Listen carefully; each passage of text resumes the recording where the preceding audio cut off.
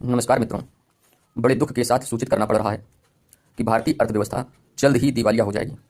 उसके समय का शोध मैंने कर लिया है कि किस समय भारतीय अर्थव्यवस्था दिवालिया हो सकती है और किन परिस्थितियों में। यह एक दुखद सूचना है जिसमें बैंकिंग व्यवस्था फेल हो जाएगी, लोगों के पैसे डूब जाएंगे और इतनी आर्थिक मंदी आएगी और महंगाई इतनी तेजी से बढ़ेगी कि रुपया एक झटके में 100 रुपये प्रति डॉलर के पार पहुंच जाएगा। जिस तरह से अडानी सेठ के शेयरों को बचाने के लिए, उनकी कंपनियों को बचाने के लिए एलआईसी और बैंकों वगैरह से लोन कराया जा रहा है, जिस तरह से वैश्विक स्तर पर भारतीय अर्थव्यवस्था में स्थिरता नहीं है,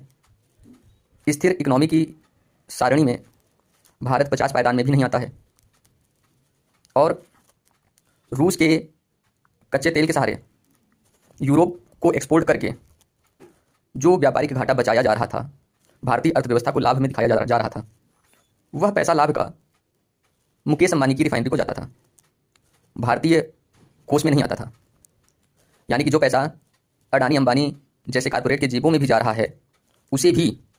भारतीय इकोनॉमी बताया जाता है और भारतीय देश की पूंजी बताया जाता है, जबकि उसे न देश को लाभ है न जनता को लाभ है। तो वास्तविकता में देश उस स्थिति में पहुंच चुका है कि अगर यही स्थितियां बनी रहीं और अमेरिका ने कुछ ऐसे प्रतिबंध रूस या भारत पर लगाए कि रूस से पेट्रोलियम लेना भारत के लिए मुश्किल हो जाए और भारतीय अर्थव्यवस्था में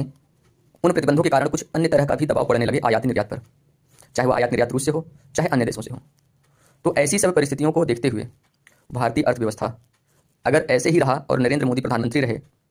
तो 2028 में भारत दिवालिया हो जाएगा और सभी बैंकें डूब जाएंगी।